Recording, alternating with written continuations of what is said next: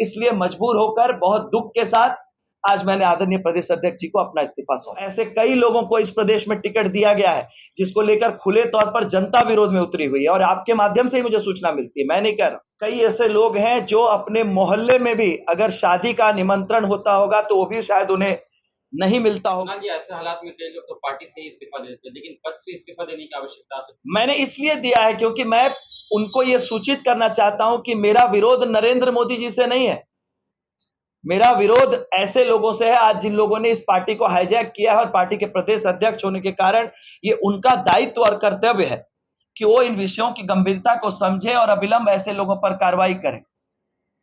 ऐसे लोग हैं, आज मंच पर भी कुछ लोग ऐसे आसीन थे जिनके नाम पर उस तत्कालीन जिलाध्यक्ष ने लिख कर रिपोर्ट किया था कि 2019 के विधानसभा चुनाव में लोगों ने प्रत्येक विधानसभा सीट में इस जिले के पार्टी को हराने का काम किया था।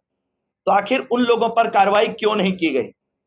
और आज प्रधानमंत्री जी थे यहां पर, संभवतः आपकी कृपा से उनके संज्ञान में भी ये बातें जाएंगी जो बातें मैं आपके सामने रख रहा हूं। ये दर्द सिर्फ मेरा नहीं है, मेरे इस्तीफे के बाद से जो सैकड़ों मैसेजेस व्हाट्सएप के माध्यम से मुझे भाजपा के कार्यकर्ताओं के आ रहे, नेताओं के आ रहे, सभी लोगों का यह दर्द है। और इससे पहले कि बहुत देर हो जाए, ऐसे लोगों को चिन्हित करके और इन विषयों को, इनकी गंभीरता को समझकर पार्टी के प्रदेश नेतृत्व को इस पर कार्रवाई करनी चाहिए, ये मेरा मानना है। पार्टी में आप कायम रहेंगे?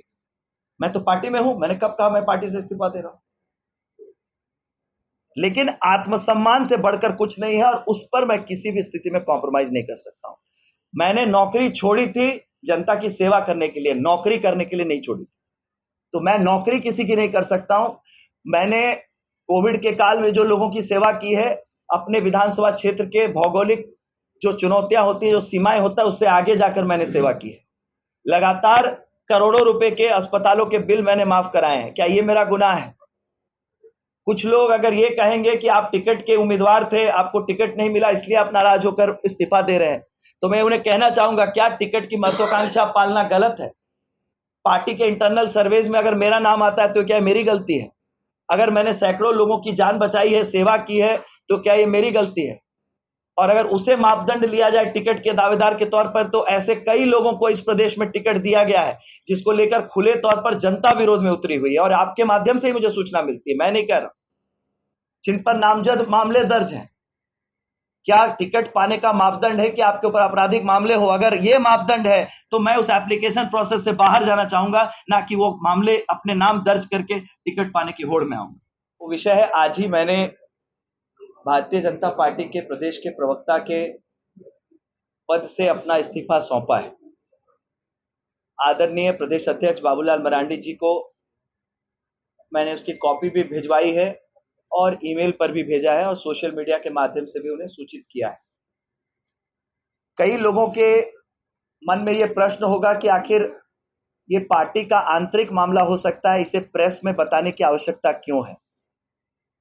तो इसका कारण भी मेरे उसी इस्तीफे के पत्र में ही छुपा है कि जब आपकी बातें जो प्रॉपर फोरम है उस पर संज्ञान नहीं लिया जाए, उन बातों को नहीं सुना जाए, तो लोकतंत्र के चौथे स्तंभ पर ही आकर अपनी बातों को रखना पड़ता है।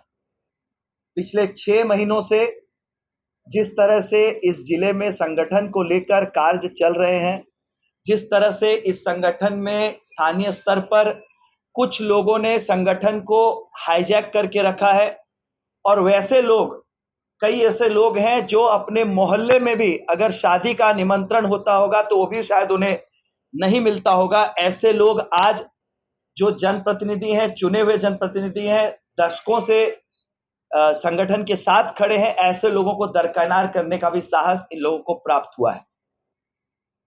इन बातों को लेकर लगातार मैंने प्रदेश के संगठन के महामंत्री, जो प्रदेश के प्रभारी हैं, और आदरणीय प्रदेश अध्यक्ष जी को लगातार इन बातों की सूचना कई बार मिलकर और सोशल मीडिया के माध्यम से भी उन्हें मैंने सूचित करने का काम किया है। लेकिन ना तो इन बातों को तरजीह दी गई और ना ही इस पर संज्ञान लेकर कोई कार्रवाई की गई। बीते विधानसभा चुनाव में जिन लोगों ने खुले तौर पर इस जिले में सभी विधानसभा के क्षेत्रों में जाकर पार्टी को हराने का काम किया, ऐसे लोगों पर तत्कालीन जिलाध्यक्ष ने अपने पत्र के माध्यम से भी तत्कालीन संगठन महामंत्री जी को सूचित किया था, ऐसे लोगों पर कार्रवाई के बजाय ऐसे लोगों को महिमा मंडित करके उन्हें पद दिए गए हैं। आज वो कहीं मंडल के अध्यक्ष के पद पर तो कहीं जिला के वरीय पदाधिकारी के तौर पर इस जिले में कार्यरत है। कैप्टन बदल दिया गया जिला अध्यक्ष के तौर पर, तो कहीं टीम नहीं बदली गई। टीम में वही प्लेयर्स है जिन्होंने 19 में पूरा खेला किया था, जिसका शिकार राज्य के पूर्व मुख्यमंत्री आदरणीय रघुवर दास जी को भी होना पड़ा। और 2019 के लोकसभा चुनाव में भी कई लोकसभा क्षेत्रों में जिन लोगों ने ऐसा काम किया था, उन लोगों पर भी आज तक कोई कार्रवाई नहीं। तो ऐसे प्रश्न पूछने पर अगर पार्टी के कार्यक्रमों से आपको दूर कर दिया जाए, ऐसे प्रश्न पूछने पर अगर प्रदेश के पदाधिकारियों को अनकंफर्टेबल होना पड़ता है और कहीं ना कहीं सीधे तौर पर या इनडायरेक्टली यहां के स्थानीय स्तर के पदाधिकारियों को निर्देश दिया जाता है कि ऐसे लोग जो पार्टी के अंदर में जो गलत चीजें हो रही है उसको अगर प्रॉपर फोरम पर रखते हैं तो उन्हें कार्यक्रमों से दूर कर दिया जाए, तो मैं समझता हूं मैंने यही गलती की है। और इसी का कारण है कि इस लोकसभा चुनाव में भी जब से टिकट की घोषणा हुई है तब से कई ऐसे कार्यक्रम हुए हैं जिसमें पार्टी के प्रदेश पदाधिकारी के तौर पर, पार्टी के प्रदेश के प्रवक्ता के तौर पर और इस जिले के पूर्व विधायक होने के कारण निश्चित रूप से मुझे उस कार्यक्रम की सूचना दी जानी चाहिए थी, लेकिन वो नहीं दी गई। मैंने जितने कार्यक्रम ऐसे हुए हैं जिसमें मुझे सूचना नहीं दी गई और कार्यक्रम किए गए हैं, उसके व्हाट्सएप में इनविटेशन के स्क्रीनशॉट और पूरे विषय को व्हाट्सएप के माध्यम से प्रदेश के पदाधिकारियों के पास में रखने का काम किया, लेकिन आज तक उस पर कोई संज्ञान नहीं लिया गया।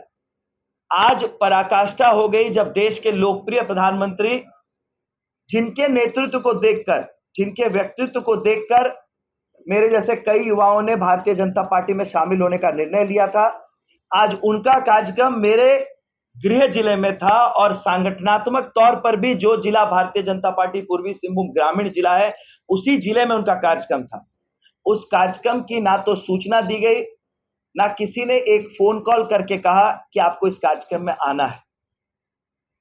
तो ये जो अपमान है, ये सिर्फ मेरा अपमान नहीं है, जो मेरे साथ कई लोग हैं जो इस जिले में पार्टी की सेवा कर रहे हैं, पार्टी के विभिन्न पदों पर कार्यरत हैं, उन लोगों का भी अपमान है। तो निश्चित रूप से अगर मेरी बातें प्रॉपर फोरम में नहीं सुनी जाती है, उस पर संज्ञान नहीं लिया जाता है, मुझे बाध्य होकर आज मीडिया के सामने इन बातों को रखना पड़ रहा है। और सच बोलने के लिए अगर कोई कहता है कि आप पर अनुशासनात्मक कार्रवाई हो सकती है, तो वो स्वतंत्र है मेरे ऊपर कार्रवाई करने के लिए, लेकिन मुझे लगता है मैं जो बात आज रख रहा हूं, इस बात से कई मेरे साथी इससे वो सहमत होंगे और उनका भी ये दर्द है, कोई ना कोई मजबूरी है, आज वो इस बात को सीधे तौर पर रख नहीं पा रहे हैं। आप देख सकते हैं किस तरह की घटनाएं जमशेदपुर के लोकसभा चुनाव के दौरान पार्टी के कार्यक्रमों में, पार्टी के जो कार्यालय है वहां पर घट रही है। ये बहुत गंभीर विषय है जिस पर अविलंब पार्टी के संगठन को ध्यान देने की आवश्यकता है, लेकिन चूंकि कोई संज्ञान लेने वाला नहीं है, इसलिए मुझे लगा कि जब मैं पार्टी के पदाधिकारी के तौर पर उस पद के साथ न्याय नहीं कर पा रहा हूं और जो मेरे साथ काम करने वाले लोग हैं उनका सम्मान बचाने में मैं असमर्थ हूं, इसलिए मजबूर होकर बहुत दुख के साथ आज मैंने आदरणीय प्रदेश अध्यक्ष जी को अपना इस्तीफा सौंपा है।